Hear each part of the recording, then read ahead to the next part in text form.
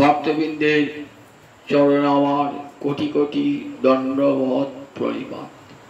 পাঠের প্রারম্ভে আমি সব ভক্তের কাছে অনুরোধ জানাই, আমার এক মেয়ে প্রতিমা রোগশয্যায় শায়িত হয়ে আছে। প্রতি বৎসর পাঠের সামনে এসে বসত, সব পাঠের জোগাড় করত। আজ ওকে দেখতে পাচ্ছি না। আপনারা সবাই আজ গৌরহরি জন্মদিনে গৌরহরির কাছে প্রার্থনা জানান, সমবেত হবে আমার প্রতিমা যেন রোগ মুক্ত হয়ে আবার এইখানে পাঠ কীর্তন করতে পারে। জয় নিতাই, জয় নিতাই।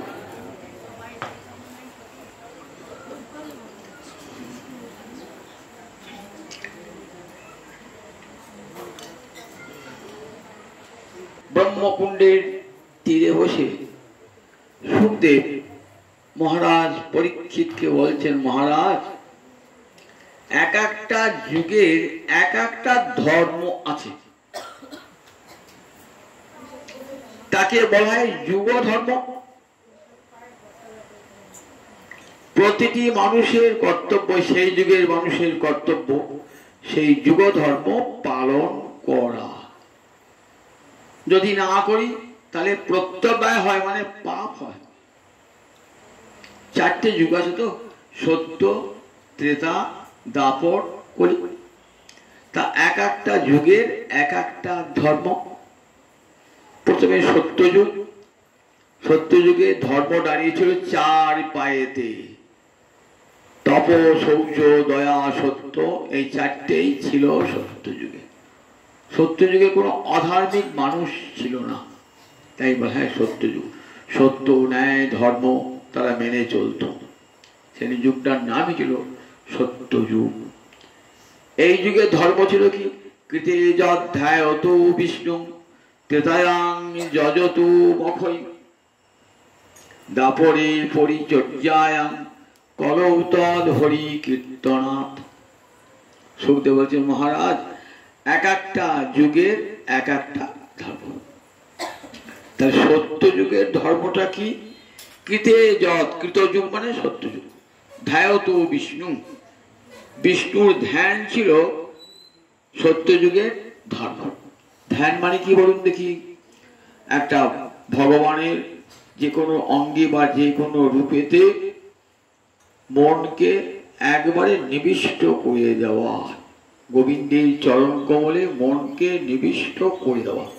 কিন্তু মনকে নিবিষ্ট করবো বলেই তো হবে না, মন তো আমাদের বড় চঞ্চল। তার জন্য কতগুলি ধ্যানের কতগুলো প্রক্রিয়া, যৌগিক প্রক্রিয়া আছে। দেখবেন গীতায় একটা যোগের নাম ধ্যান যোগ, দেখেছেন তো? 6ষ্ঠ অধ্যায়, সেখানে দেখবেন কেমন করে ধ্যান যোগ করতে হয়, ধ্যান করতে হয় দেখিয়ে দিয়েছে। পবিত্র স্থানে বসে, সোজা হয়ে বসে, শীত দ্বারা খাড়া করে বসে, চোখ দুটো একবারে নাসিকার কাছে রেখে সমস্ত মনের ইন্দ্রিয় বৃত্তিগুলিকে সরিয়ে নিয়েছে, একবারে গোবিন্দের চরণ কমলে মনকে লগ্ন করা। এ কিন্তু একদিনে হওয়ার নয়, অনেক দিন অভ্যাসের ফলে এটা হয়। সত্যযুগের মানুষ কীর্তনটা সহজেই পারতেন। সত্যযুগের মানুষ এই ধ্যানের ফলে কি পেতেন? ধ্যানের ফলে তাদের গোবিন্দ চরণে মুক্তি হয়ে যেত, আর এই সংসার বন্ধনে তাদেরকে আবদ্ধ থাকতে হতো না। কৃতযুগ চলে গেল, তারপর যে যুগ এলো তার নাম হলো ত্রেতা যুগ। ত্রেতা যুগে ধর্ম দাঁড়িয়ে আছে 3 পায়ে, এই 3টে পা। একটা পা চলে গেছে, 4টে পা, একটা পা চলে গেছে। সত্যযুগে 4টে পায়ে ছিল, একটা পা চলে গেছে। তাই ত্রেতা যুগে কটা পা ধর্মের? 3টে পা। সে 3 পায়ে অর্থাৎ ধর্ম এক পা কমে গেল। তখন ধর্মটাও পাল্টে গেল। কি ধর্ম হলো? বলে ধ্যান আর হবে না। ত্রেতা যুগের মানুষের মন চঞ্চল, ধ্যান হবে না। তাহলে ত্রেতা যুগের মানুষ কেমন করে গোবিন্দের অর্চনা করবে?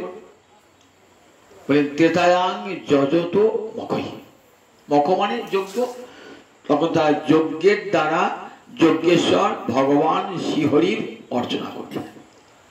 এটা হলো ত্রেতা যুগের মানুষের ধর্ম। মহারাজ যুধিষ্ঠির দেখবেন রাজসূয়, বাজপেয়, অশ্বমেধ এ তো বড় বড় যজ্ঞ, এছাড়া অনেক ছোট ছোট যজ্ঞ ছিল যারা গৃহী ব্যক্তিরাও করতে পারতেন সেই যজ্ঞগুলো।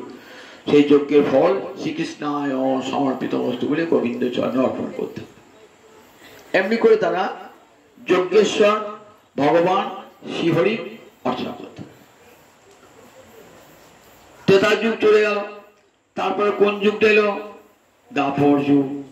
দাপর যুগে ধর্ম দু পায়ে দাঁড়িয়ে আছে, দু পায়ে, দুপা চলে গেছে, দু পায়ে দাঁড়িয়ে আছে দাপর যুগে। তা ধর্মটাও পাল্টে গেল।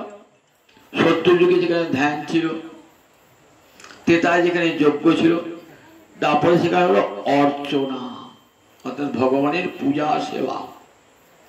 দাপর যুগে ধর্ম দুপায়ে দাঁড়িয়ে আছে, দাপর যুগে বলেন অর্চনা পরিচর্যা, ভগবানের পরিচর্যা সেবা, ভগবত বিগ্রহের পরিচর্যা অর্চনা। দাপর যুগ চলে গেল, তারপরে কলিযুগে এসে গেল। এখন ধর্মের তিনটে পা নাই, একটা পায়ে ধর্ম দাঁড়িয়ে আছে, একটা পায়ে। ধর্মটা পাল্টে গেল। এখন ধর্ম কি হবে? করৌতল হরি কীর্তনাদ, বাহু তুলে হরে কৃষ্ণ কৃষ্ণ কৃষ্ণ হরে হরে, হরে রাম রাম রাম হরে হরে। এক পায়ে ধর্ম দাঁড়িয়ে আছে। আর কলিযুগের ধর্ম হবে হরিনাম। এখন একটা আমাদের মনে প্রশ্ন আসবে, আচ্ছা সত্য যুগে ধ্যানে মুক্তি হয়েছিল, ত্রেতা যুগে যজ্ঞে মুক্তি হয়েছিল, দাপরের অর্চনায় মুক্তি হয়েছিল, কলিকালে শুধু কিছুই করবো না, দুহাত তুলে নাচলে হরে কৃষ্ণ বলে মুক্তি হবে? হ্যাঁ, বললেন ত্রেতা যুগে, দাপর যুগে, সত্য যুগে যে যে ফল লাভ হয়েছে, যত ফলম অবনতি, তৎ ফলম কলু অবনতি, তা সেই সেই ফল কলিতেই পাবে, কলিতেই পাবে। এখন আমি যদি বলি না আমি শুনি না, আমি সত্য যুগে ধ্যান করবো, অনেকে ধ্যান করে দেখেন না, হরিনাম সবাই করে না, অনেকে ধ্যান যুগে বিশ্বাসী, বলে ধ্যান করবে বটে, সেটা মিথ্যাচার হবে। কেন মিথ্যা হবে? বলে ধ্যান করতে গেলে মনের যে স্থিরতা, সেটা তোমার কোনো মতেই কলিযুগে হবে না। কেন হবে না? বলে কলিযুগে আহারের শুদ্ধি আছে, বিহারের শুদ্ধি আছে, সৎসঙ্গ আছে, শাস্ত্রগ্রন্থ পাঠ আছে, তাহলে কি করে ধ্যান করবো? ধ্যান করতে গেলে যেগুলো ধ্যানের আনুষঙ্গিক দরকার সেগুলো কিছুই নাই আমাদের। তাহলে কলিকালে ও চোখ বুঝে বসে থাকাই হবে, লোককে ঠকানো হবে আমি ধ্যান করছি। ধ্যানেতে দেহমূর্তি ফুটে উঠবে না, তাহলে কলিযুগে ধ্যান হবে। তাহলে ত্রেতা যুগে যজ্ঞ হতে পারে? বলে করো যজ্ঞ, কোনো ফল হবে না। কারণ দেখো যজ্ঞ করতে গেলে কি কি করতে হয় দেখেছো তো? বেদের একটা অংশের নাম ব্রাহ্মণ, সংহিতা, ব্রাহ্মণ, আরণ্যক, উপনিষদ।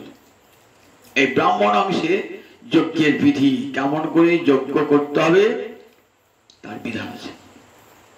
কারা কারা করতে পারে? বেদজ্ঞ ব্রাহ্মণেরা, অধ্যর্যু, হোতা, উদ্গাতা, এরা সব এই চারজন ব্রাহ্মণ মিলিয়ে ওই একজন যজ্ঞটা পরিচালনা করবে। সেদিন ব্রহ্মা একজন মন্ত্র বলবেন, অধ্যর্যু একজন আহুতি দান করবেন, একজন সামগান করবেন। এই চারজন বেদজ্ঞ ব্রাহ্মণ, তাদের অধীনে আবার চারজন করে বেদজ্ঞ ব্রাহ্মণ, তার মানে 16 জন ব্রাহ্মণ বিশুদ্ধ মন্ত্র উচ্চারণ করে তবে যজ্ঞে আহুতি দান করবে, তবে যজ্ঞটা সফল হবে। আপনি যদি বলেন আমি যজ্ঞই করবো, নিয়ে এসো বেদজ্ঞ ব্রাহ্মণ, নিয়ে এসো যজ্ঞটা করবে, সামান্য পূজা অর্চনা করবার মতন ব্রাহ্মণ নাই, সেখানে তো সংস্কৃত কিছু শিখতে হয়, তবে তো পূজা আজা করবে। বলুন দেখি কোন ব্রাহ্মণের ছেলেটা সংস্কৃত পড়েছে আপনার বাড়িতে পূজাগিরি করছে, পূজা করছে? একটাও নাই, একটাও। এই সারা শহরটা খুঁজে একটাও পাবে না যে কোনো ব্রাহ্মণের ছেলে সংস্কৃত শিখে এসে অর্চনা করছে ভগবান। যদি আমি ভালো করে সংস্কৃত জানেন, দেখবেন তাদের প্রতিটি মন্ত্র উচ্চারণে ভুল, প্রতিটি মন্ত্র উচ্চারণে তাদের ভুল। আমরা বাধ্য হয়ে কি করি, তাদেরকে ঢুকে বলি বাবা তুমি পড়েছে। আর বেদ মন্ত্র যারা বেদ পড়েছেন তারা জানেন বেদ মন্ত্র উচ্চারণ অত সহজ নয়। বেদের 3টে স্বর আছে, উদাত্ত, অনুদাত্ত, স্বরিত। যদি স্বরের একটু পার্থক্য হয়ে যায় কণ্ঠস্বরের, অর্থাৎ যেটা উদাত্ত স্বর উচ্চ কণ্ঠে বলা উচিত ছিল সেটা আমি অনুদাত্ত স্বরে বললাম, ফল হলো না। আর ফল হবে না, ভাগ্য দেখিয়েছেন তার ফল আর ফল হবে না। আপনি যোগ্যটা করবেন ওই ঘি দ্বারাই হবে, কোনো ফল হবে না। এ তো গেল মন্ত্রের কথা। যজ্ঞ করতে গেলে পূজা দিয়ে চাই, ঘৃত ঘৃত চাই, আহুতি দেবেন তো। আচ্ছা কজা বাড়িতে গরু আছে, গরু তুলে ঘি করে বলুন দেখি। আমরা যখন বলবে 2 মণ ঘি নিয়ে এসো, আমি বাজার থেকে ডালটা 2টো টিন কিনে চলে এলেন, সেই টিনে সেই ডালটা দিয়ে যজ্ঞ করতে যজ্ঞ হবে। যজ্ঞ তো আমি ছোটখাটো যোগ বিয়ে আসে যোগ করি না, যজ্ঞ ক্রিয়া তো করি, কাঠ ফোড়াই, কিন্তু কোন ঘি দিয়ে করি বলুন দেখি। বাজারে কেনা মটন ঘি, অমুক ঘি, ডালদা ঘি, সেই ঘি কোনোদিন যোগ্য হয় না। যজ্ঞের কাঠ নিয়ে এসো, যজ্ঞের বেদি নির্মাণ করো নিয়মিত। কোনোটাই কেমন করে বেদি নির্মাণ করতে তাই পুরোহিতরা জানে না, কেমন করে যজ্ঞের বেদি নির্মাণ করতে, তার মাপ আছে একটা। তাহলে আজকে তিনি যজ্ঞ করতে যান, যজ্ঞের দ্রব্য পাবেন না, যজ্ঞের ব্রাহ্মণ পাবেন না, যজ্ঞ মন্ত্র ঠিক মতো উচ্চারিত হবে না, উপযুক্ত ভূমি পাওয়া যাবে না, তাহলে যজ্ঞ করাই সার হবে। আমি ভাবলাম বাড়িতে একটা বড় যজ্ঞ করলাম, লোকজন খাওয়ালাম, কাঠ পোড়ালাম, উপোস করে থাকলাম, খুব বোধহয় ফল হলো। দেখবেন ফল কিছুই না, শূন্য ফল, শূন্য ফল। যারা যারা সত্যিকারী সুধীজন তারা বলেন না, কলিকালে যজ্ঞ হলে নাম যজ্ঞ, অন্য কোনো যজ্ঞ হবে না। তারপরে পরিচর্যা, বাচ্চা পরিচর্যা বলে পরিচর্যা হবে না, কিন্তু আমরা করি পরিচর্যা। কেন পরিচর্যা? গোবিন্দ বাড়িতে প্রত্যেকের বিগ্রহ আছে, অর্চনা তো করতে হয়, তা বলে অর্চনা করবে তো, তাই আদিতে মধ্যে অন্তে হরিনাম গ্রহণ করবে, তাহলে অর্চনাটা সার্থক হবে। মন্ত্র ভুল বললেও ক্ষতি হবে না। আপনি যখন আচরণ করছেন কি বলেন? ওম বিষ্ণু ওম বিষ্ণু ওম তৎ বিষ্ণু পরমং পদং সদা পশ্যন্তি সূরায়। প্রত্যেক বিষ্ণু নাম শুনেন, তারপরে বিষ্ণু স্মরণ, মাধব মাধব বাচি, মাধব মাধব হৃদি, স্মরন্তি সাধব সর্বে সর্বকার্যেষু মাধব। আবার যখন পিতৃ শ্রাদ্ধ করছেন, মাতৃ শ্রাদ্ধ করছেন, ছেলের বিয়ে দিচ্ছেন, মাঝখানে আবার পুলিশ বলো হরি ওম তৎসৎ, হরি ওম তৎসৎ, বিষ্ণু বিষ্ণু। আবার যেই যজ্ঞটা শেষ হয়ে গেল, অর্চনাটা শেষ হয়ে গেল, তখন কি বলেন বলুন দেখি? মন্ত্রহীনং ক্রিয়াহীনং ভক্তিহীনং জনার্দন যৎপ্রীতং ময়া দেব পরিপূর্ণং তদস্তুমি। ওং যদক্ষরং পরিভ্রষ্টং মাত্রাহীনং চ যদ্ভবেৎ পূর্ণং ভবতু তৎসর্বং তৎপ্রসাদাৎ জনার্দন। আমার যদি মন্ত্র উচ্চারণে কোনো ত্রুটি হয়ে থাকে, দেশ কাল দ্রব্যে যদি কোনো ত্রুটি বা ছিদ্র হয়ে থাকে, হে গোবিন্দ তোমার নাম সংকীর্তনে সেটি পূর্ণ হয়ে যায়। তাহলে দেখুন নাম সংকীর্তন, তাই অর্চনা আদিতে মধ্যে ঋষিরা হরিনাম দিয়ে রেখেছেন, করৌ তদ হরি কীর্তন। আর কলিকালে ধর্ম হলো হরে কৃষ্ণ কৃষ্ণ কৃষ্ণ হরে হরে, হরে রাম রাম রাম হরে হরে। কলিকালের যুগ ধর্ম হলো হরিনাম। তাহলে সত্য যুগে ধর্ম ধ্যান, ত্রেতা যুগে ধর্ম যজ্ঞ, দাপরের যজ্ঞ ভগবানের অর্চনা, আর কলিকালের যজ্ঞ হলো ভগবান শ্রীহরির নাম উচ্চ কণ্ঠে উচ্চারণ করা। 4 যুগে 4টে ধর্ম। তাহলে এটা কোন যুগ চলছে? কলিযুগ চলছে। এই কলিযুগে ধর্মীয় হলো হরে কৃষ্ণ কৃষ্ণ কৃষ্ণ হরে হরে। তাই প্রতি কলিযুগেই কিন্তু হরিনাম, প্রতি কলিযুগে হরিনাম আছে।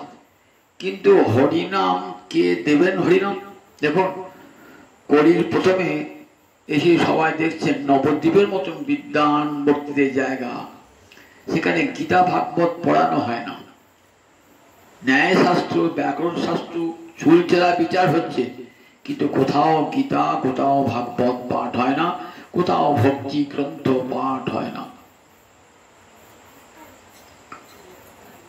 গোপনে গোপনে অদ্বৈত আচার্য গোপনে গোপনে কিছু লোককে নিয়ে, ভক্তকে নিয়ে গীতা পাঠ ভাগবত পাঠ করেন ভয়ে ভয়ে। বিধর্মী শাসন তো করতে দেবে না, ভয়ে ভয়ে তার আসেন। অদ্বৈত আচার্য সাহসী, কিন্তু যারা শুনতে আসবেন তারা তো ভয়ে ভয়ে আস চাইবেন। নাম সংকীর্তন করেন লুকিয়ে লুকিয়ে। হিন্দুরাই হিন্দুদের বিরোধিতা করে, চেঁচিয়ে চেঁচিয়ে নাম করছো কেন? নাম কি সব দিন করা যায় নাকি? একাদশ দিন করবে, সবসময় হরিনাম করতে কে বলেছে? হিন্দু আগে কাজীর লোককে লাগিয়ে দিয়ে আসতো, দেখো অমুক পাড়ায় হরিনাম হচ্ছে, লোকের নাম নির্দেশ করে তো কাজীর লোক যেত, তাকে ধরে নিয়ে আসতো, ধরে নিয়ে চাবুক পেটা করতো, যাতে আর কোনদিন সে হরিনাম করতে না পারে। যদি কথা না শুনতো খঞ্জনি কেড়ে নিত, খোলটা ভেঙে দিত, আর দু চার গা মার দিয়ে চাবুকি দ্বারা মেরে দিত। কাজী ভয়ে যারা হরিনাম করতো একবারে কপাট দিয়ে দরজায় কপাট দিয়ে বসে হরিনাম করতো, ভয়ে ভয়ে উচ্চ স্বরে করতে পারত না। কি দেখলেন? অদ্বৈতাচার্য এসে দেখলেন প্রথম কলিত হইল ভবিষ্য আচার। কৃষ্ণ নাম কৃষ্ণ কথা কোথাও নাই, কোথাও কৃষ্ণ নাম নাই, কোথাও কৃষ্ণ কথা নাই। নবদ্বীপে এত বড় বড় পণ্ডিত, তারা কেউ এর প্রতিবাদও করেন না। তারা তাদের নিজের ছাত্র টোল নিয়ে ব্যস্ত, কত পয়সা উপায় হবে, ন্যায় শাস্ত্র ব্যাকরণ শাস্ত্র পড়াতে। এমনি করে তখন নবদ্বীপের দুরবস্থা। ধর্ম বলতে কি ছিল? ধর্ম বলতে কি ছিল? চণ্ডী পূজা, মনসা পূজা, মঙ্গল চণ্ডী গীতি করে জাগরণে, দম্ভ করি বিশ্বহরি পূজে কঞ্জনে। বৃন্দাবন দাস কারণ সুন্দর করে বুঝিয়েছিলেন যে দেখো প্রথম কলিতে হইল ভবিষ্য আচার। কলির প্রথমে ভবিষ্যতে কি কি হবে দেখা দিল। কি হলো দেখতেন? মঙ্গল চণ্ডীর গান গাইছে, বিশ্বহরির মনসার পূজা হচ্ছে, পুত্র কন্যার বিবাহে লাখ লাখ টাকা খরচ করছে, রমা দৃষ্টিপাতে লক্ষ লোক বইছে। বলছেন নবদ্বীপে প্রচুর লোক, এবং রমাদি লক্ষ্মীর আশীর্বাদে কারো ধনের অভাব নাই। হরিনাম বিশেষ করে উপলক্ষে দোল দুর্গোৎসবে কাসর বাদ্য ঘন্টা বাদ্য ঢুকিয়ে ঢুকি। কিন্তু কোথাও কৃষ্ণ নাম কৃষ্ণ পূজা কোথাও নাই। কেউ তো কৃষ্ণ বলে না রে, কেউ কৃষ্ণ ভালো বাসে না রে, কেউ তো কৃষ্ণ বলে না রে, কেউ কৃষ্ণ বলে না, কেউ কৃষ্ণ নাম করেন না। অদ্বৈতাচার্য সদাশিব তো পরম বৈষ্ণব শিব মহাদেব, তিনি এসেছেন অদ্বৈত আচার্য হয়ে।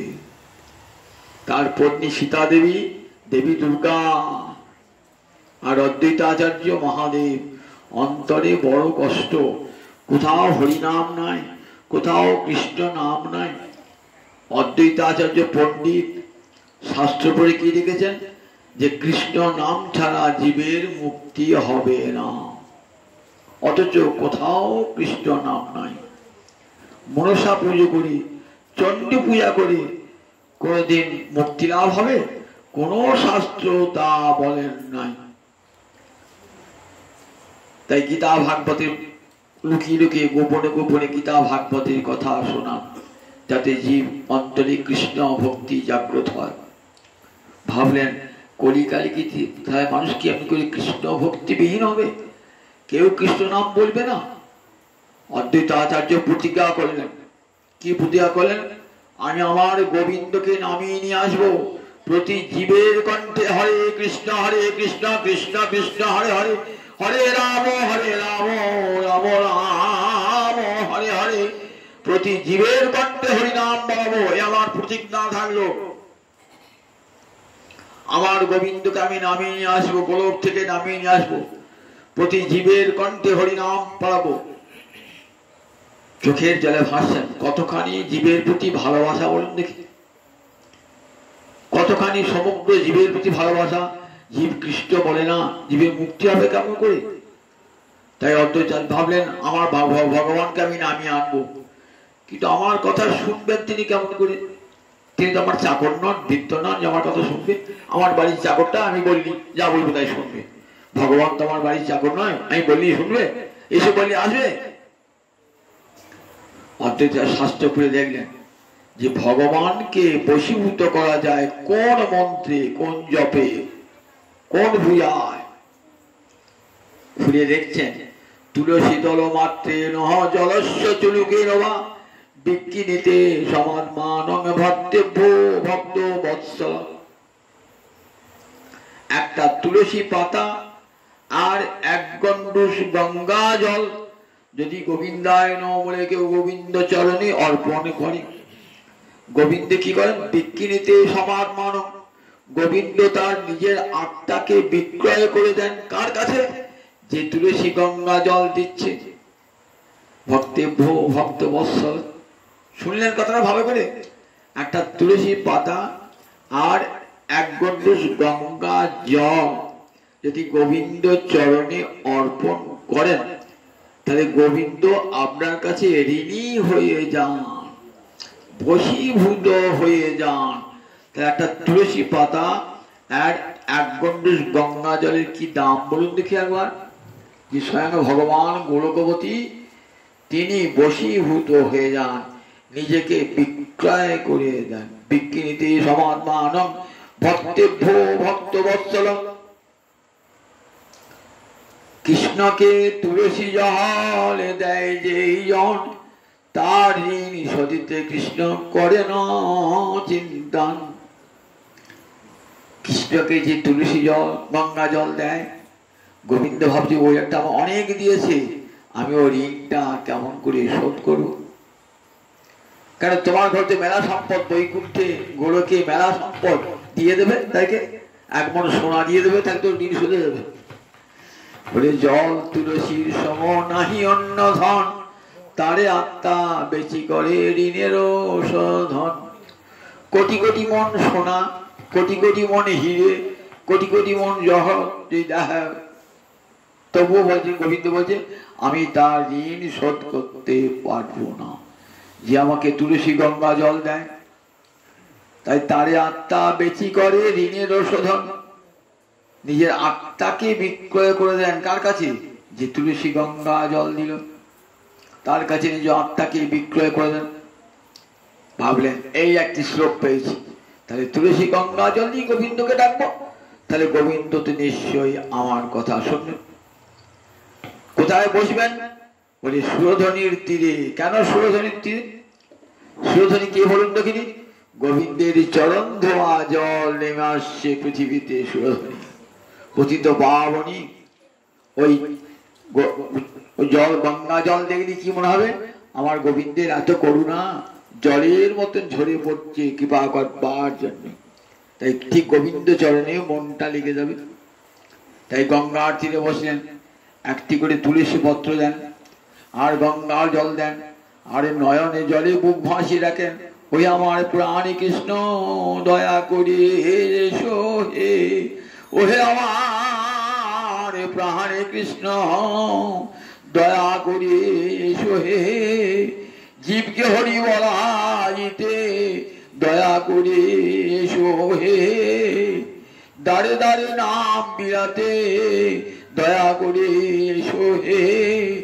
নয়নে জলে বুক ভাসায়ে বলে দয়া করে এসো হে। নয়নে জলে বুক ভাসায় গঙ্গার তীরে বসে কাঁদছেন আর ডাকছেন। ভক্তের আহ্বান ব্যর্থ হয়, ভক্তের আহ্বান ব্যর্থ হয় না। ভক্ত ডাকলে ভগবান বলছেন আমি আর থাকতে পারি না। ভগবানের গোলকের আসন নড়ে যায়, বৈকুণ্ঠের আসন নড়ে যায়।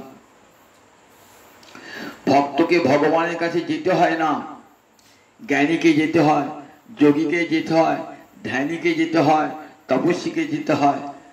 আর ভগবান ভক্তের কাছে আসে। কত বড় ভক্তি কেমন সাধন! ভগবান ভক্তের কাছে আসে, কিন্তু কোথাও শুনেছেন যে ভগবান জ্ঞানীর কাছে আসেন, যোগীর কাছে আসেন, জ্ঞানীর বশীভূত হয়, যোগীর বশীভূত হয়, ভক্তের বশীভূত হয়।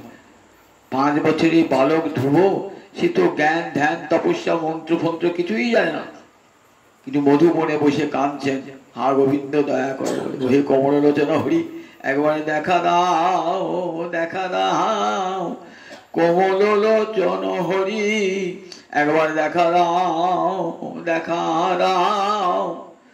সুখদেব বলছেন, মহারাজ আর কি গোবিন্দ থাকতে পারে? ছুটে এলেন মধুবনে, ওই 5 বছরের ছেলে, সে তো কিছুই জানে না, পুজো অর্চনা কিছুই জানে না। মা বলেছে গোবিন্দকে ডাকবি, তাহলে সব দুঃখের নিরসন হয়ে যাবে। গোবিন্দ চরণে একটা প্রণাম জানাবি, প্রণত ক্লেশ নাশায় গোবিন্দায় নমঃ। গোবিন্দ চরণে যে একবার প্রণত হয়, তার সব ক্লেশ তিনি নাশ করে দেন। তাই নয়ন জলে বুক ভাসে তাকে ডাকবি। 5 বছর সেই মায়ের কথাটি শুনে, মা গুরু মায়ের কথাটি শুনে বসে গেলেন ওই নাম করতে। ভগবান আসছেন না, কেন আসছেন না? অন্তরে কামনা বাসনা আছে। অন্তরে কি কামনা? আমার পিতৃ পিতামহ যে সিংহাসন লাভ করতে পারে নাই, সেই সিংহাসন লাভ করবে। নারদ এলেন, কানে মন্ত্র দিলেন, যেই কানে মন্ত্র দিলেন, অন্তর থেকে কামনা বাসনা সব দূর হয়ে গেল। এইবার ভগবান নেমে এলেন সভৃত্য দিদিক্ষয়াস। সুখদেব বলছে, দেখো মহারাজ, জ্ঞান ধ্যান তপস্যার কাছে ভক্তি কত বড় দেখেছ? জ্ঞানীকে যেতে হয় ভগবানের কাছে, ধ্যানীকে যেতে হয়, যোগীকে যেতে হয়, তপস্যাকে যেতে হয়, ভক্তকে যেতে হয় না, ভগবানই আসেন সবৃত্ত দিদিক্ষয়া। দিদিক্ষয়া মানে দেখবার ইচ্ছা, ভক্তের অন্তর ইচ্ছা হয় ভগবানকে দেখব, আর ভগবান অন্তর ইচ্ছা একবার ভক্তকে দেখব, আমাকে আমার জন্য চোখের জল ফেলে কাঁদছে, একবার তাকে দেখব। সবৃত্ত দিদিক্ষয়া, নিজের ভক্তকে দেখবার জন্য ওই নয়ন জল, বুক ভাসে নয়ন জল, অশ্রুস্নাত বদন দেখবার জন্য ছুটে আসেন ভগবান। তাই অদ্বৈত প্রভু গঙ্গার তীরে বসে, সুরধ্বনির তীরে বসে কীর্তন করছেন, নয়ন জলে বুক ভাসি। ব্যর্থ হলো না, সে সাধনা ব্যর্থ হলো না। দেখুন আজ সেই শুভ দিনটি, আমার মহাপ্রভু নেমে আসছেন, গোলকপতি হরি আজ নেমে আসছেন। 1406 শকের মাঘ মাসে গর্ভের সঞ্চার হলো। জগন্নাথ মিশ্র শচী দেবী জানতে পারলেন যে কেমন এক অদ্ভুত স্বপ্ন দর্শন করলেন, যেন ভগবান তার হৃদয়ে, তার থেকে শচী মায়ের হৃদয়ে প্রবেশ করল। যেদিন থেকে শচী মায়ের হৃদয়ে ভগবানের প্রবেশ হয়েছে, শচী মা দেখতে অপূর্ব সুন্দরী হয়ে যাচ্ছে। ভাবছেন এত সুন্দর তো ছিল না শচী, শচী কেন এত সুন্দরী হলো? এতটা বয়স। শচী মায়ের পরপর 8টি কন্যা মারা গেছে, তারপরে বিশ্বরূপ, সোনার ছেলে বিশ্বরূপ এসেছে, 10ম গর্ভে ভগবান আসে। 1406 সন মানে 1478 গুরুদিনের সঙ্গে, তাহলে 1484, 1484 খ্রিস্টাব্দ। সেই 14 মাঘ মাসে গর্ভ সঞ্চার হলো। দেখতে দেখতে 12 মাস পার হয়ে গেল। 9 মাস 10 দিনের বেশি তো ছেলে পেটে থাকে না। 280 দিন, ডাক্তাররা বলেন 280 দিন পেটে থাকবে, 9 মাস 10 দিন। ও আবার 9 মাস পেরিয়ে গেল, 10 মাস পেরিয়ে গেল, 11 মাস পেরিয়ে গেল, 12 মাস পেরিয়ে গেল, আগের মাঘ থেকে এই মাঘ পর্যন্ত 12 মাস পেরিয়ে গেল, এখন তো সন্তান হলো না। সবাই ভাবলেন, মা শচী ভাবলেন এই কি হলো, কিন্তু শচী ভাইয়ের কোনো কষ্টই হচ্ছে না। কিন্তু সবাই ভাবছে, বাড়ির সবাই ভাবছে যে 12 মাসেও সন্তান হলো না, 13 মাস পেয়ে গেল তাও সন্তান হলো না। পিতামহ নীলাম্বর চক্রবর্তী, নীলাম্বর চক্রবর্তী শচী ভাইয়ের বাবা, হাত ঘুরতে পারতেন, জ্যোতিষশাস্ত্র বিচার করতে পারতেন। তিনি বলেন, শচী চিন্তা করিস না, এই মাসেই তোর সন্তান হবে। এই মাসে খুব আনন্দ। ফাল্গুন মাসে দেখ ঠিক শুভ দিনটি আসুক, তোর গর্ভে যে এসেছে সে মানুষ নয় তো, কাজে চিন্তা করবি না। সে কি মানুষের মতো 9 মাস 10 দিনে আসবে? কৃষ্ণ এসেছিল, কৃষ্ণ 8 মাসে চলেছিল, 8 মাসে কৃষ্ণ, 8 মাসে। আর গৌরহরি এলে আমার 13 মাসে, 13 মাসে, 13-14 মাস হয়েছেন। ফাল্গুন মাসের শুক্লপক্ষের পূর্ণিমা তিথি, সেদিন আমার গৌরাঙ্গ হরি আবির্ভাব। আজ এই আবির্ভাব তিথি, আজকে সুন্দর তিথি। বন্দে ফাল্গুনী পূর্ণিমা সর্ব সদ্গুণ সম্পূর্ণা। কবিরাজ গোস্বাইপাদ এই তিথির বন্দনা করছেন। যস্যাং শ্রীকৃষ্ণ চৈতন্য অবতীর্ণ কৃষ্ণ নামভি বন্দে ফাল্গুনী পূর্ণিমা সর্ব সদ্গুণ পূর্ণা। ফাল্গুনী পূর্ণিমা তিথি, আজকে তিথি আমরা বন্দনা করি তিথিকে। এই দিনে আমার গৌরাঙ্গ হরি এসেছিলেন। যস্যাং শ্রীকৃষ্ণ চৈতন্য কৃষ্ণ নামভি, নামের সঙ্গে নেমে এলেন নামই স্বয়ং ভগবান। সেদিন চন্দ্রগ্রহণ, আজও দেখুন এবারে চন্দ্রগ্রহণ আছে, অদৃশ্য চন্দ্রগ্রহণ। চন্দ্রগ্রহণ করলো, রাহু চন্দ্র গ্রাস করলো। কবিরাজ গোস্বাইপাদ বলছেন, কেন আজ চন্দ্রগ্রহণ হলো? চন্দ্রগ্রহণ তো একটা অশুভ। বললেন না না, চন্দ্রগ্রহণ অশুভ নয়, অন্যের ক্ষেত্রে অশুভ হতে পারে। চন্দ্রগ্রহণটা হলো কেন জানো? চন্দ্র রাহু বলছে, চন্দ্র তোমার তো কলঙ্ক আছে, ওই চন্দ্রের আর প্রয়োজন নাই। নিষ্কলঙ্ক গৌর চন্দ্র দিলা দর্শন, সকলঙ্ক চন্দ্রের আহারে কিবা প্রয়োজন, সকলঙ্ক চন্দ্রের আহারে কিবা প্রয়োজন। আমার নিষ্কলঙ্ক গৌরী চন্দ্র দিল দর্শন। নিষ্কলঙ্ক আমার গৌরী, তাই চন্দ্র যেন লজ্জায় মুখ কাতে চাইছে, মুখ কাতে যাচ্ছে। রাহু এসে মুখটা ঢেকে দিল।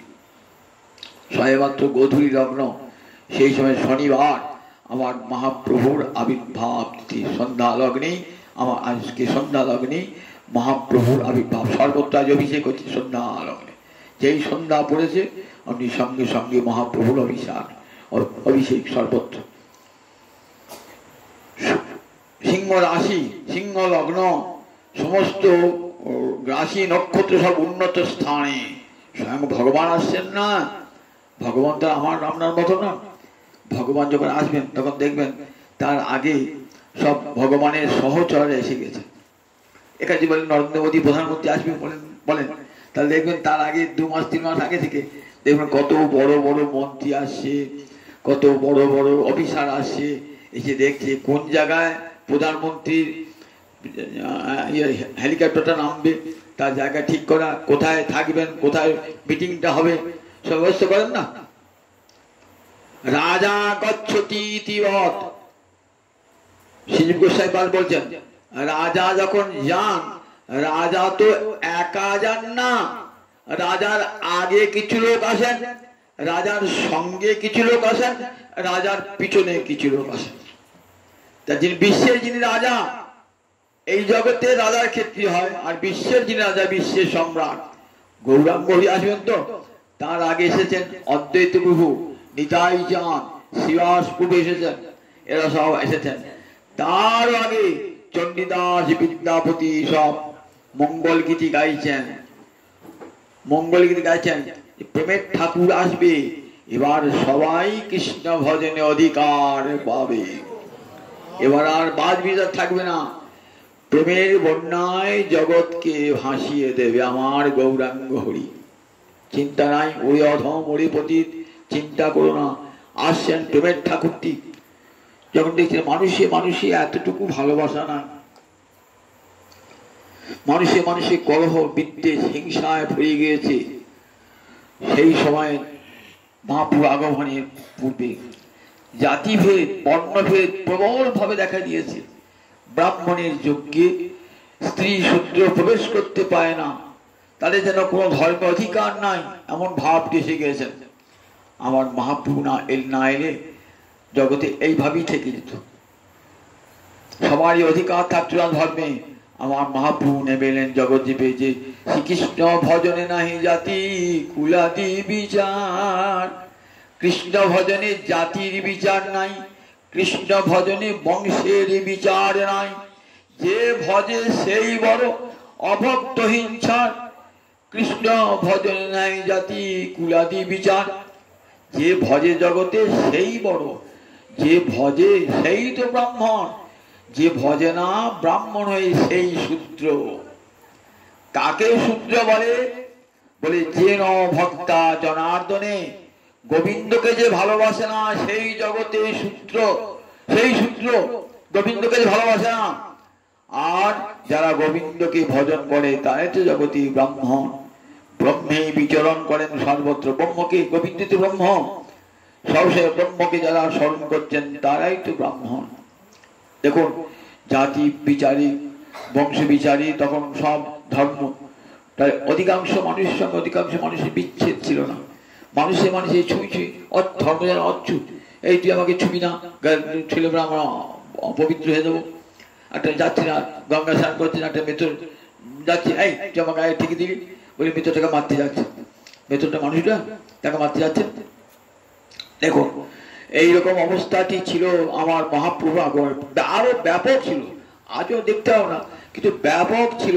মানুষে মানুষে এত ভেদ, এত বর্ণ বৈষম্য, এত জাতি ভেদ, মানুষে মানুষে এই প্রেমের ঠাকুরটি এলেন যে সবাইকে এক ছাতার তলায় নিয়ে আসবো, সব মানুষ সমান। এটা অনেকে মুখে বলে কিন্তু কাজে করে না। আমার মহাপ্রভু নিতাই চাঁদ মুখে বলেন নাই, নিজে করিয়ে দেখিয়েছেন। ব্রাহ্মণ ব্রাহ্মণ ব্রাহ্মণের চণ্ডালে করে কোলাকুলি, কবে বা এই ছিল রঙ্গ। বামুনের পাশে বসে একটা চণ্ডালের ছেলে হরিনাম করবার সুযোগ কোন দিন পেয়েছিল? যেদিন আমার মহাপ্রভু হরিনাম নিয়ে এলেন। ওই ব্রাহ্মণের গলায় মালা, ওই চণ্ডালের গলায় মালা, চণ্ডালও নাচছে, ব্রাহ্মণ নাচছে, হরে কৃষ্ণ কৃষ্ণ কৃষ্ণ হরে হরে, হরে রাম রাম রাম হরে হরে। যে ধর্ম সবাই করতে পারে, অতি ক্ষুদ্র মানুষ হতে অতি বৃহৎ মানুষ পর্যন্ত, দরিদ্র থেকে ধনী পর্যন্ত, চণ্ডাল থেকে ব্রাহ্মণ পর্যন্ত, পাপিষ্ঠ থেকে পুণ্যবান পর্যন্ত, ভাগ্যহীন থেকে ভাগ্যবান পর্যন্ত, যারা এই ধর্মটা করতে পারে তারাই, সেই ধর্মটাই হলো আসল ধর্ম। সবার অধিকার এই কৃষ্ণ ভজনে, সবার অধিকার। এটি আমার মহাপ্রভু নিতাই চাঁদ না এলে এই অধিকার আমরা পেতাম। তাই অদ্বৈত আচার্য চেয়েছিলেন যে আমার মহাপ্রভু আসুক, জগৎজীবকে হাতে ধরিয়ে হরিনাম দান করুক। তুমি না এলে কে হরিনাম দেবে প্রভু? কেউ তো হরি ভালোবাসে না, কেউ কৃষ্ণ নামে করে না, কোথাও গীতা ভাগবত পাঠ হয় না, কোথাও হরিনাম সংকীর্তন হয় না। ওকে প্রেমের ঠাকুর তুমি নেমে এসো। নেবে এই শুভ দিনটিতে অনর্পিত চরিঙে চিরাহাতে করুণায় অবতীর্ণ কলম সমর্পয়তু উন্নত উজ্জ্বল রসাঙ্গে স্বভক্তি শ্রিয়ম হরি পুরত সুন্দর দুটি কদম্ব সন্দীপিত সদা হৃদয় কন্দরে সুয়তু শচীনন্দন। এই যে মহাপ্রভু হরিনাম দিলেন, তো অনেকে বলবেন হরিনাম তো প্রতিযোগীরা হয়, তাহলে মহাপ্রভু বৈশিষ্ট্য কি? বৈশিষ্ট্য আছে, অন্য যুগে হরিনাম দেওয়া হয় কিন্তু নামের সঙ্গে প্রেম দান হয় না। অন্য যুগে নাম দিয়েছেন, অন্যান্য যুগে ভগবান আসবেন এবং নাম দেবেন, কিন্তু গৌর হরি আসবেন ব্রহ্মার একদিনে তিহ অবতার। সব করিতে কৃষ্ণ আসবেন না, সব করিতে গৌরাঙ্গ হরি আসবেন না। ব্রহ্মার একদিন মানে সত্য ত্রেতা দাপর করি, এমনি একটা চতুর্যুগ, 14 এক মন্বন্তর, 14 মন্বন্তরে ব্রহ্মার একদিন। এই ব্রহ্মার একদিনে একবার কৃষ্ণ আসবেন। এখন কোন মনু চলছে? বৈবস্বত মনু, সপ্তম মনু, এরপরে আসবেন অষ্টম মনু। দেখবেন চণ্ডীতে বলা আছে সুরত রাজা এবার পরের মনু হবে। এখন চলছে বৈবস্বত মন্বন্তর। বৈবস্বত মন্বন্তরের অষ্টাবিংশতি দাপরে 27 যুগ যে শেষ হয়েছে, 71 চতুর্যুগে এক মন্বন্তর, 14 মন্বন্তর ব্রহ্মার একদিন। এই বৈবস্বত মন্বন্তরের অষ্টাবিংশতি দাপরে কৃষ্ণ এলেন। কি জন্য এলেন? আমা বিনা অন্যে নারী ব্রজ প্রেম দিতে। আমি ছাড়া কেউ ব্রজপ্রেম দান করতে পারে না। গোবিন্দ ছাড়া কেউ ব্রজপ্রেম দান করতে পারেন না। তার অংশ কলা, বরাহ, মৎস্য এসব ভগবান অবতার এসেছেন তো, কিন্তু এদের ব্রজপ্রেম দানের সব সামর্থ্য ছিল না। বললে আমা বিনা অন্যে নারে ব্রজপ্রেম দিতে, আমি ছাড়া কেউ জগতে ব্রজপ্রেম দান করতে পারে না। তাই আমি এবার এসেছি। কৃষ্ণচন্দ্র এলেন, ব্রজপ্রেম দান করলেন, কিন্তু প্রেম দানটা ব্রজের মধ্যেই সীমাবদ্ধ। কৃষ্ণাদন্য কোবা লতাস্যপি প্রেমদো ভবতি, গোবিন্দ ছাড়া জগতে আর কে প্রেম দান করেছেন? কোন ভগবান প্রেম দান করেন নাই কৃষ্ণ ছাড়া। লতাকে পাতাকে পর্যন্ত প্রেম দান করেছেন। কৃষ্ণ দর্শন করলে বৃন্দাবনে ময়ূরী নাচতে আরম্ভ করতে পেরেছে, বৃন্দাবনের হরিণ হরিণী নাচতে আরম্ভ করত, বৃন্দাবনের কোকিল কোকিলা গান গাইত, ভ্রমণেরা গান করতে গোবিন্দকে দেখবে, লতা পাতা বলতে মাথা নিচু করত। গোবিন্দের অঙ্গের পরশে তারা অঙ্গে ফুল দেখা যেত, পুষ্প বিকাশ দেখা যেত। যমুনার জল উজান বইত, বাঁশির শব্দ শুনে ভাটিতে জল যায় তো, যমুনার জলে উজান বইত। তা বৃন্দাবনের লতা পাতা, হরিণ হরিণী, ময়ূর ময়ূরী, কোকিল কোকিলা, সুখ সারি সবাই কৃষ্ণ প্রেমে ধন্য হয়েছে। তা বৃন্দাবন লীলা শেষ হয়ে গেল, অপ্রকট হয়ে গেল। তখন মনে মনে ভাবছেন গোবিন্দ যে আমি তো বৃন্দাবনের প্রেম দান করেছি বটে, কিন্তু সেই প্রেম দানটা অসম্পূর্ণ হয়ে রয়েছে। কেন অসম্পূর্ণ? বৃন্দাবনের বাইরে তো কেউ আর প্রেমটা পেল না, বৃন্দাবনের বাইরে কেউ প্রেম পেল না। তাই মনে মনে ভাবছেন আমি চিরকাল নাহি করি প্রেম ভক্তি দান, ভক্তি বিনা জগতে হেরে নাহি অবস্থান। যতক্ষণ পর্যন্ত জীবে প্রেম ভক্তি লাভ না করবে, ততক্ষণ পর্যন্ত জীব আপন স্বরূপে, আমি যে নিত্য কৃষ্ণ দাস, এই স্বরূপে প্রতিষ্ঠিত হবে না। তাহলে এই প্রেম ভক্তি আমাকেই তো করতে হবে, প্রেম ভক্তি দান। কিন্তু কলি একবার আমি দাপড়ে গেছি, আবার কলিতে আমি যাবো কি করে? মনে মনে ভাবছেন। দেবর্ষী নারদ গিয়েছেন, কি চিন্তা করছো ঠাকুর? ভাবছি কলির জীব তো কেউ হরি বলে না, কারোর প্রেম ভক্তি অন্তরে নাই। তা মনে মনে আমার প্রতিজ্ঞা, কলির জীবকে প্রেম ভক্তি দান করব।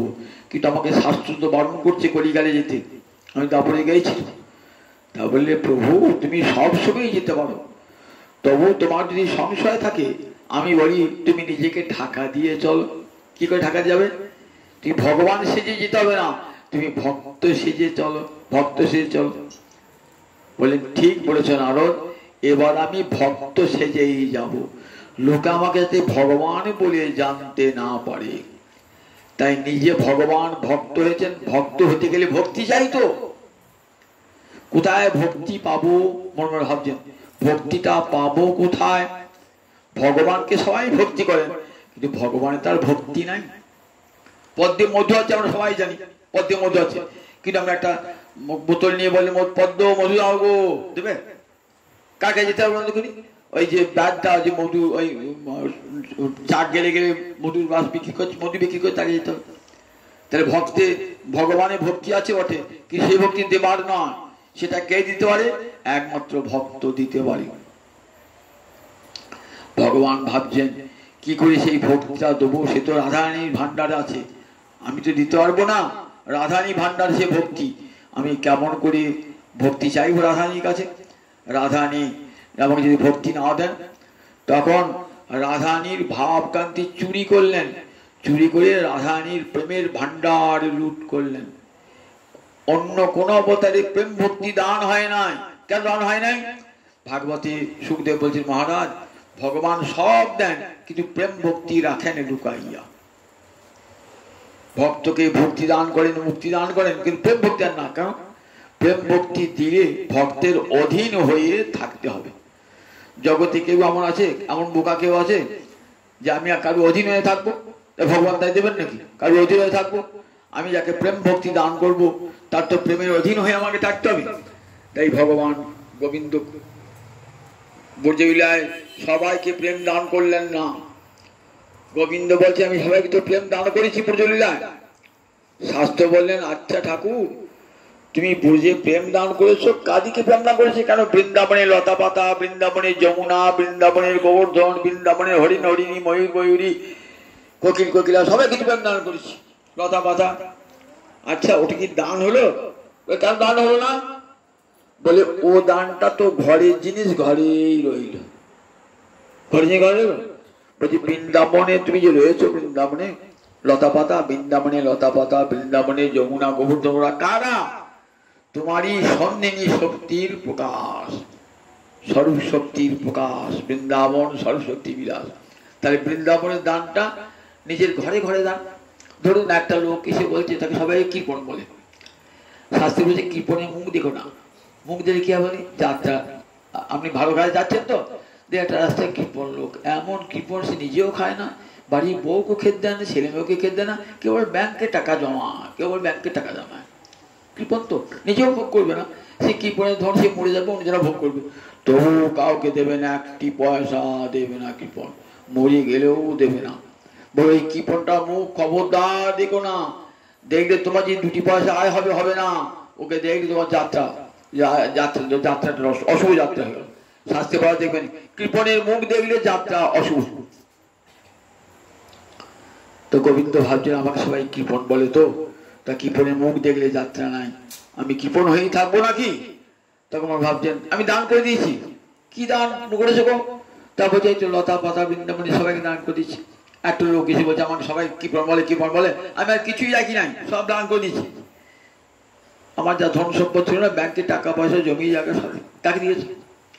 বড় জামাইকে দিলাম, মেরু জামাইকে দিলাম, ছোট জামাইকে দিলাম, বড় ছেলেকে দিলাম, মেরু জামাইকে দিলাম, ছোট জামাই ছোট ছেলেকে দিলাম, নাতিকে দিলাম, নাতনিকে দিলাম। ও খুব দান হয়েছে, খুব দান হয়েছে। নিজের ঘরের টাকা নিজের ঘরে রয়ে গেল, বাইরে কাউকে দিল। বাইরে কাউকে দিয়েছ? বাইরে কাউকে দিয়েছ? তবে তুমি দানি। যদি বাইরের নিঃসম্পর্কীয় লোককে দান করতে পারো তবে জানবো তুমি দানি। তাই ভগবান ভাবছেন যে দানটা তো হয়েছে বটে, কিন্তু অসম্পূর্ণ হয়েছে, সবাই তোমাকে কৃপণ বলবে। শাস্ত্রে বলেছে কৃপণ মুখাবলোকনাথ লাভ হানি, কৃপণের মুখ দেখলে পরে লাভ হানি হবে, এত লাভ হবে না। কৃপণের মুখ দিও না, তাতে আমার মুখ কেউ দেখবে না। তাহলে এইবার কি করব? এবার যারে তারে বিলাতে হবে হরিনাম, এবার প্রেম যারে তারে দেবো। তাই কি করলেন?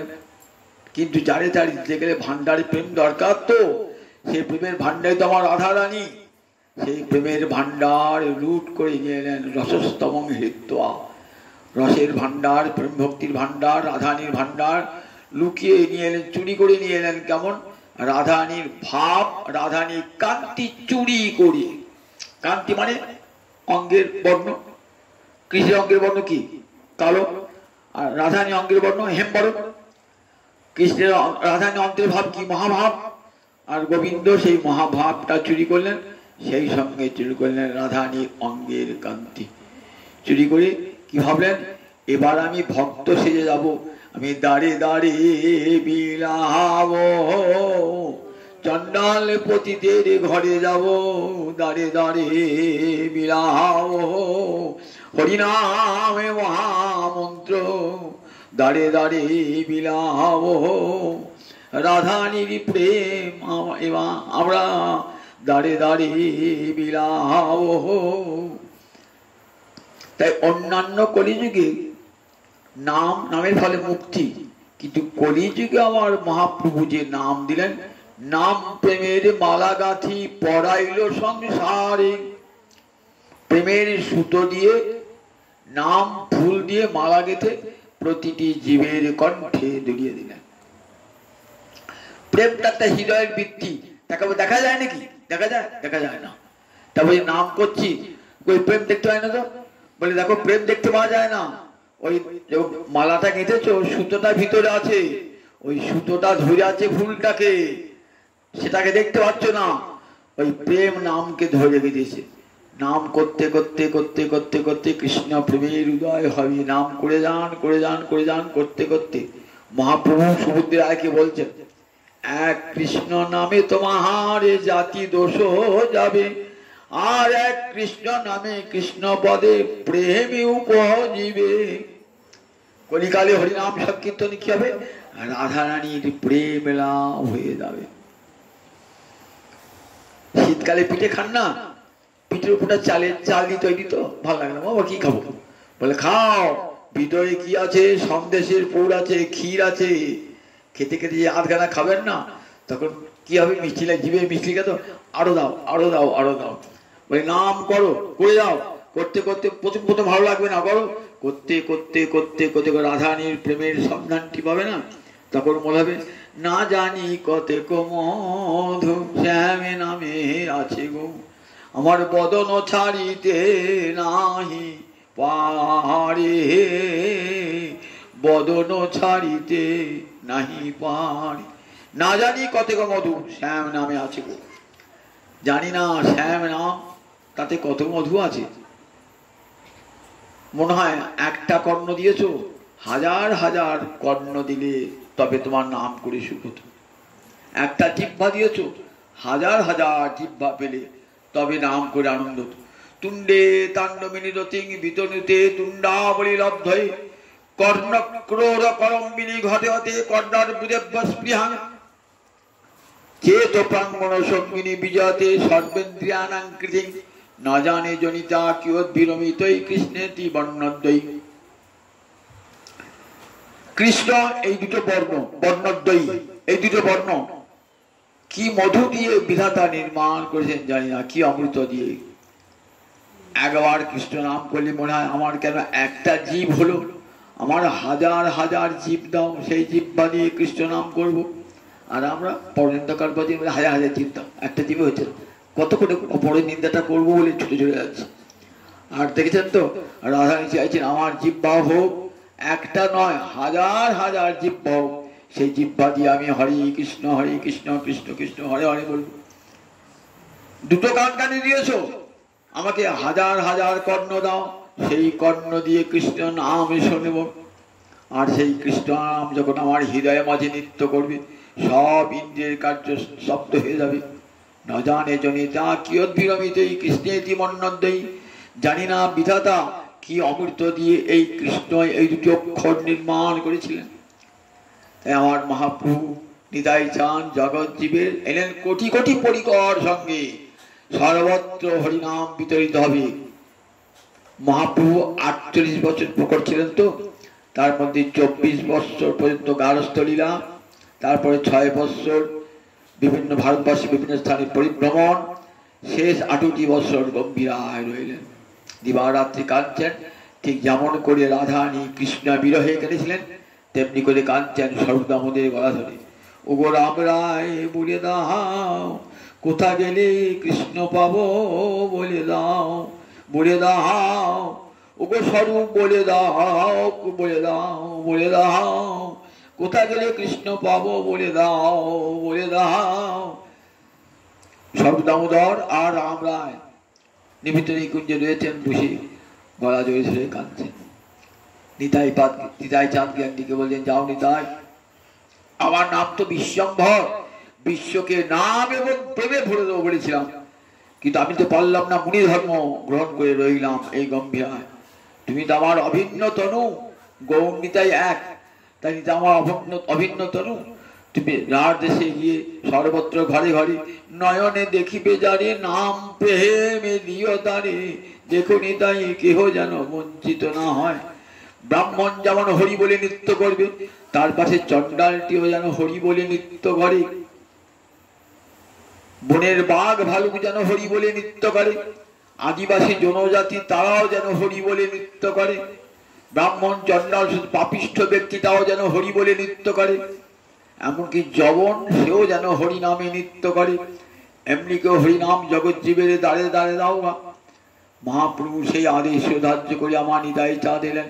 চণ্ডাল প্রতিটি জীবের ঘরে ঘরে যাইয়া হরিনাম মহামন্ত্র দিচ্ছেন বিলাইয়া। যারে দেখে তারে কহে দন্তে তৃণ হরি, আমারে কি নিয়ালো একবার বল গো হরি। ক্ষণে হাসে ক্ষণে গায় ক্ষণে মুড়ো ছায়, সোনার পর্বত যেন ধুলাতে লুটায়, ধুলায় লুটুপুটি খাচ্ছেন নিতাই চাঁদ।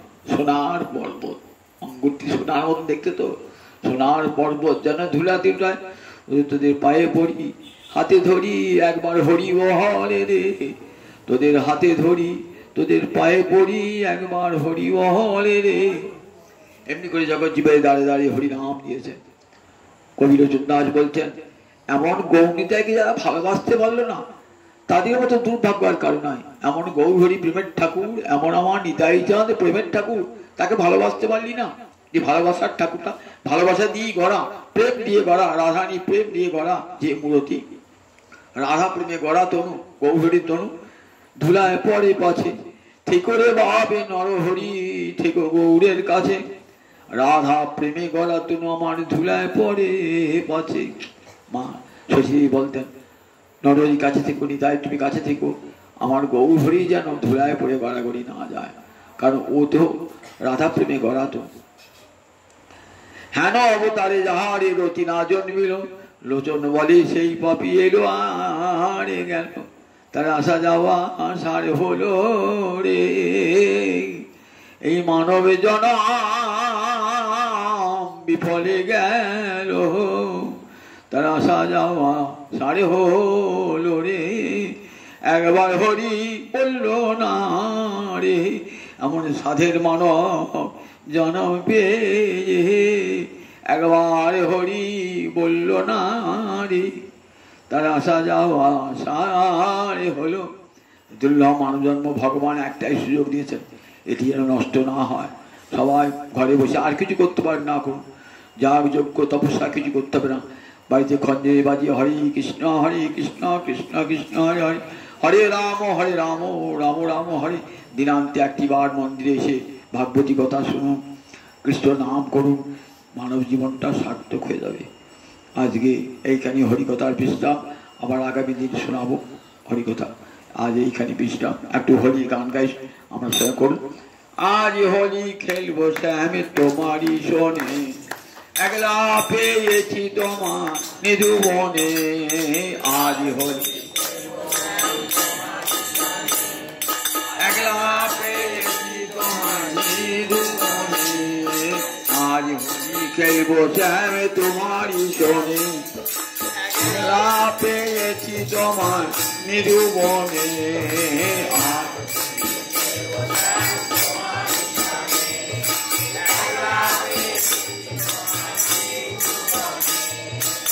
আবির ছিটাবো তোমার রাঙা চরণে, আবির ছিটাবো তোমার রাঙা চরণে, আবার কুমকুম মারিব তোমার বাঁকা নয়নে।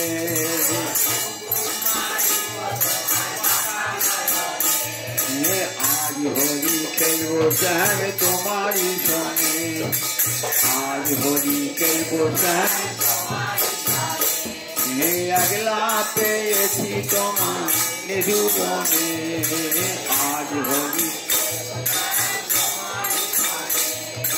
ওহে শ্যাম বনমালী, ভাঙবো তোমার নাগরানি।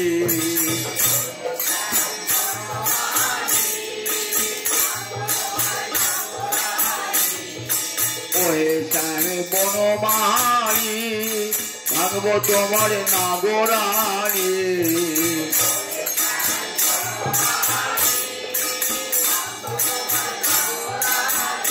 তোমার চূড়াবাসী কেড়ে লব, চূড়াবাসী কেড়ে লব শিব কর তালি, চূড়াবাসী কেড়ে লব শিব কর তালি। আজ হরি খেলবো শ্যাম তোমারই শোনে, একলা পেয়েছি তোমায়। আজ একলা পেয়েছি তোমায় নিধু, একলা পেয়েছি হেতা পালিয়ে যাবে কোথায়, একলা পেয়েছি হেতা লালে লাল করবো অঙ্গ নিরজনে, লালে করবো অঙ্গ নিরজনে।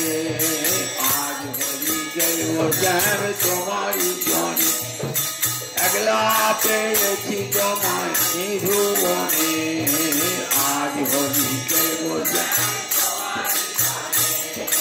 রঙে রঙে পিচকারি সেজেছে আজ বংশীধারী রঙে রঙে পিচকারি সেজেছে আজ বংশী বারেক দাঁড়াও না ফিরে বারেক দাঁড়াও না ফিরে ও চাঁদে বদনে বারেক দাঁড়াও না ফিরে ও চাঁদে বদনে আজ হরিকে বোঝায় তোমারই সঙ্গে একলা পেয়েছি তোমায় নিধুবনে আজ হরিকে বোঝায় তোমারই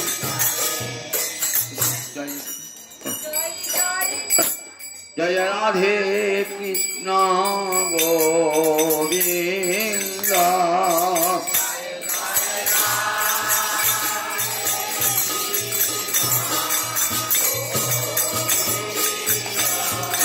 জয় জয় শ্যাম সুন্দর মদন মোহন বৃন্দাবন চন্দ্র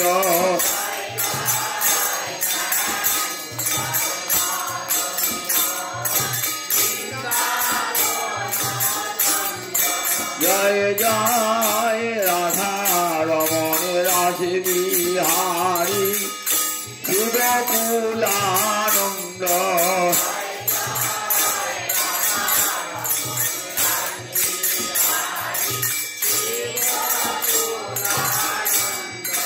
জয় জয় রাসেশ্বরী বিনোদিনী ভানুকুল চন্দ্র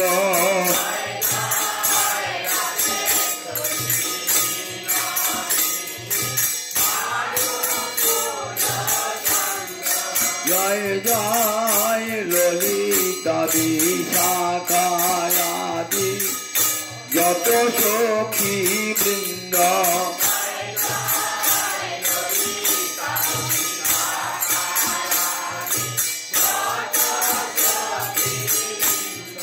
জয় জয় কাত্যায়নী পৌর্ণমাসী আর বীরা বৃন্দ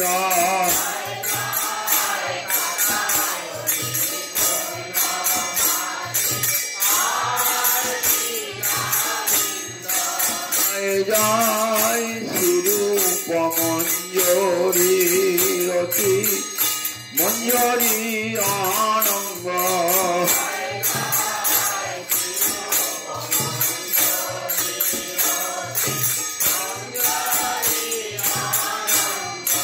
জয় জয় কৃপা করি দেহ যুগল চরণার বিন্দ